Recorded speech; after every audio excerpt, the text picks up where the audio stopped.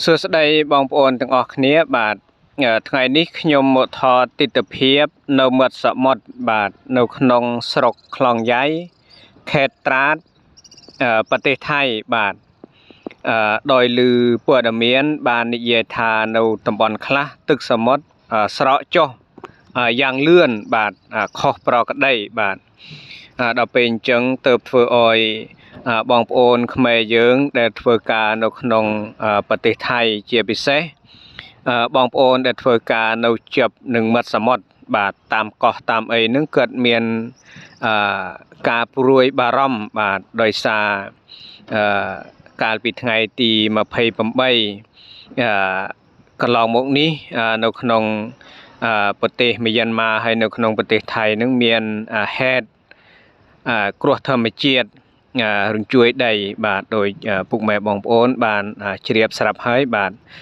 ដល់ពេលឮព័ត៌មានអញ្ចឹងធ្វើឲ្យបងប្អូនខ្មែរយើងមិនថាតែបងប្អូនខ្មែរយើងទេបាទគឺបងប្អូនគ្រប់ជនជាតិគ្រប់គ្នាទាំងអស់បាទ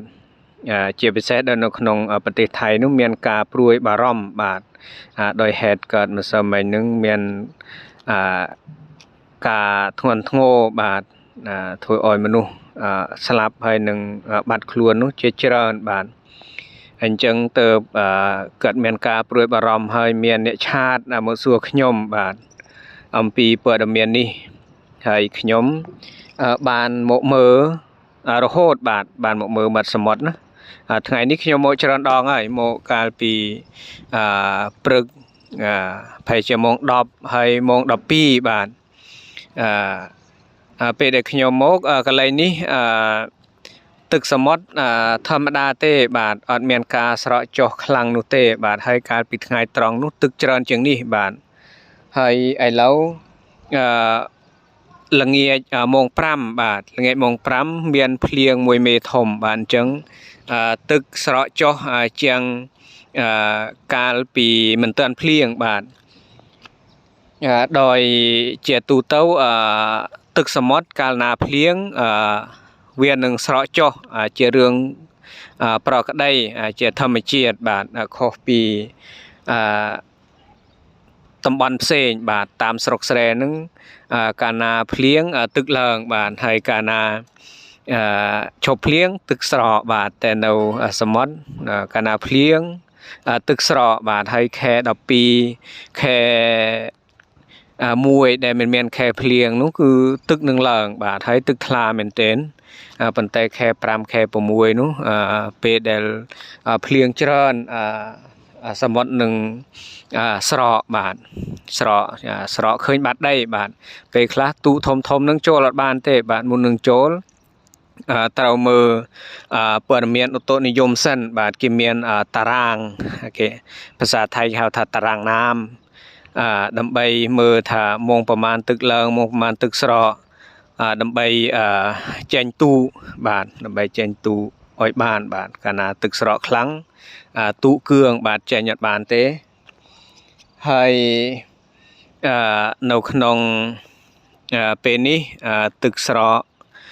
ប៉ុន្តែមិនស្រកច្រើនទេបាទជារឿងប្រក្រតីបាទប៉ុន្តែ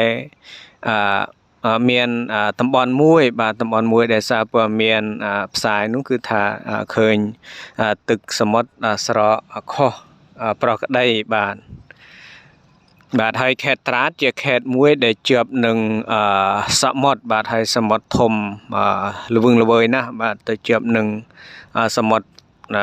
កម្ពុជាយើងប្រហែលជាជាប់នឹងសមុទ្រវៀតណាមហើយនឹងម៉ាឡេស៊ីឥណ្ឌូនេស៊ីផងដែរបាទហើយអញ្ចឹងនៅកន្លែងនេះមិនមានបញ្ហាអ្វីទេបាទទឹកសមុទ្រធម្មតាទេហើយទូនេសាទចេញទៅធ្វើនេសាទតាមធម្មតាបាទចេញធ្វើនេសាទតាមធម្មតាហើយចេញច្រើនណាស់បាទថ្ងៃនេះឃើញទូនេសាទចេញច្រើនមែនទែនបាទអញ្ចឹងមិនថាអ្នកណាទេបាទពេលដែលឃើញព័ត៌មានចេញមកអញ្ចឹងហើយហេតុការណ៍ទៅតែកើតឡើងធ្វើឲ្យមានការព្រួយបារម្ភខ្លះណាគេងមិនលក់ទៀតផងបាទដោយយប់មិញ បងប្អូនដែលគាត់ធ្វើការក្នុងប្រទេសថៃអ្នកខ្លះនឹងគាត់ដេកមិនលក់ទេបាទដោយបងប្អូនខ្ញុំម្នាក់គាត់នៅទីក្រុងបាងកកបាទគាត់ដេកអត់លក់ទេបាទដោយគាត់ឃើញហេតុការណ៍កន្លែងគាត់នៅនឹងជិតអាគារដែលបាក់នឹងខ្លាំងពេកបាទដល់ពេលអញ្ចឹងទៅគាត់ភ័យបាទគាត់ដេកអត់លក់បាទទៅខ្ញុំខលទៅឲ្យគាត់ទៅរកគ្នាបាទទៅដេកជាមួយប្អូនម្នាក់ទៀតដែលមានមិត្តភ័ក្តិច្រើនបាទនៅជាមួយគ្នាហើយខ្ញុំប្រាប់ឲ្យយាមបាទឲ្យដេកផ្លាស់គ្នាយាមបើសិនជាមានហេតុការណ៍អ្វីខុសប្រក្រតីនឹងឲ្យដាស់គ្នាហើយឲ្យទៅរកកន្លែងសុវត្ថិភាពបាទយើងជួយប្រាប់គ្នាបាទចាំហេតុការណ៍កន្លងផុតទៅឲ្យបាន2-3ថ្ងៃហ្នឹងចាំឲ្យទៅកន្លែងវិញទៅបន្ទប់វិញធ្វើការដោយដើមវិញបាទអញ្ចឹងមិនមានអ្វីទេបាទកន្លែងនេះបាទប៉ុន្តែបើសិនជាយើងមានការប្រុងប្រយ័ត្នផងវាជារឿងល្អបាទអញ្ចឹងក្នុងវីដេអូនេះសូមចប់តែប៉ុណ្ណេះបាទសូមអរគុណសូមជម្រាបលា